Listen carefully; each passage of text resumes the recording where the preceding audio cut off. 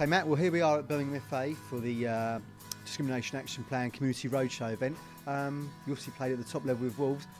Getting involved with the grassroots now? Yeah, well, I think the grassroots is so important. Obviously, yeah, Wolves is a big club in the region. I grew up playing football.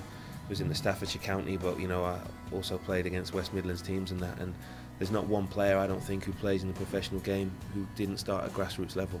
Okay, Funky, well, here we are at Birmingham FA for the very first pilot community roadshow that the FA are running. Hopefully going to be a national thing come to 2014. And it's all been born out from this inclusion and anti-discrimination action plan. So just tell us a little bit more about what that is. Well, it's football's essentially work programme, really, which all the football authorities have signed up to. It's got 4 principal goals. First one is about widening representation. We know there's an underrepresentation of the wider community in football, and what we're trying to do is deliver programmes that actually widen football's talent pool. And events like these today, where the County FA have invited local clubs, local players, local coaches to come in and to input into their county plan, is a first. I was a young player growing up. I was discriminated against sometimes because of my colour, and it was devastating and it really hurt. But luckily for me, I wanted to keep playing the game. But to think that anyone could be lost to any form of discrimination is just, you know, it's really upsetting. So I think it's really important. These sort of events, working in the community is massive, and say if I can give a little bit back like this, then what's an evening of my time? It's great to get involved. Yes, I think it's very important that people get involved, particularly on a local basis, because without them getting involved, it's not going to work. And I think it's quite important that this isn't just about one issue, so it goes right across the board. It's about race, it's about gender issues, disability, so it's a really very important initiative. Second one is about making sanctions and regulations a lot clearer, so that people understand how they go about reporting.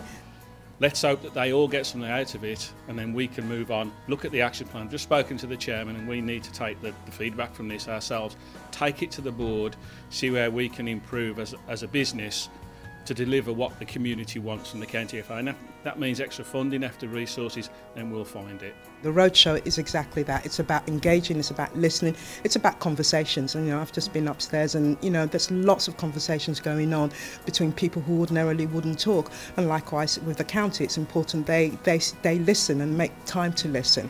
Thirdly, it's about instilling confidence. We know there are high levels of underreporting, and so therefore, in order for us to increase confidence, we need to make sure our processes are a lot more transparent. It's been an ongoing debate for many years about the lack of Asian players in the game, and you know, it'd be great if we can get away from that, but there's no question about it, there is a lack of Asian players in the game, and I think the way we can look to try and address that is to make sure that people understand what talent ID is, and also we've got to get those kids playing at a much earlier age. It's a question I get asked a lot.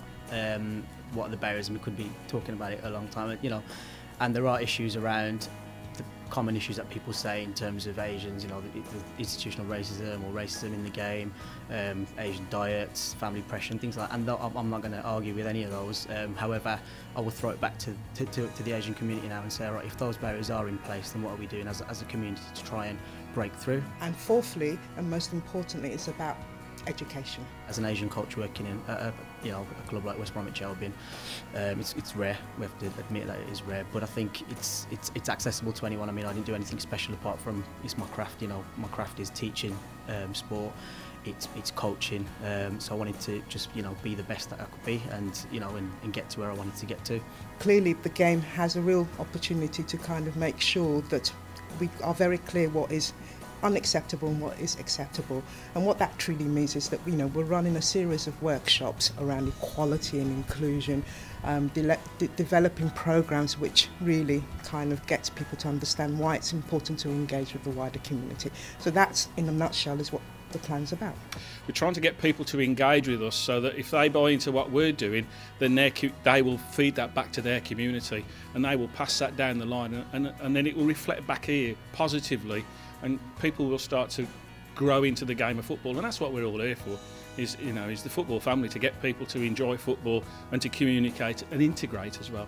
So hopefully, if I can inspire other people to follow my path and get into football and even beyond what I've done, then that's only going to be great for Birmingham and football as a whole. You know, I'm a younger black coach. You know, I'm doing my badges, and people think, and lots of players I speak to, they think that, if you're from some of the ethnic minorities, that's going to stand in your way. I don't believe it is. I think that the FA are trying to include everyone, so if you can get good role models, that's great.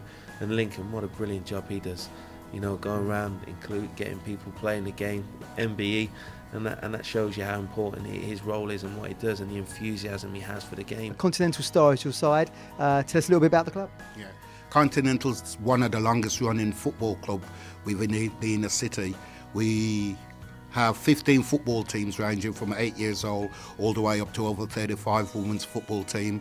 We engage 300 young people per week. Yeah, I think it's all important areas, bringing different cultures and communities through, but it's not just about the diversity of race or religion. It's about also including people with disabilities, women and girls, so that the pool is widened, so it gives more opportunities. We know that, you know, football is generally a male-orientated environment, and it's important that women feel comfortable and women have a voice and women are represented. For example, in the female game, girls are saying they want to be the next Tony Duggan now instead of Wayne Rooney as their favourite player, which is amazing. That's what we want to try and do.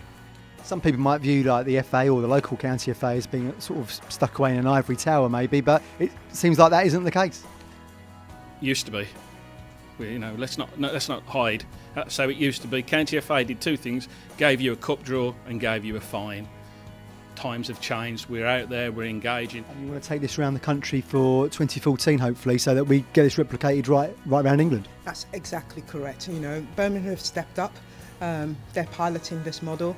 Hopefully in 2014 we get other county associations replicating, you know, to reflect their own local circumstances, but essentially it'll be quite nice all throughout 2014 that we get all county associations talking to their communities. So if you had a message to them to take this forward in 2014, what would it be? Go for it and be positive about what you're doing. Don't, you know, listen to what your community wants, because unless you do that, you can't deliver what they want and they won't engage with you.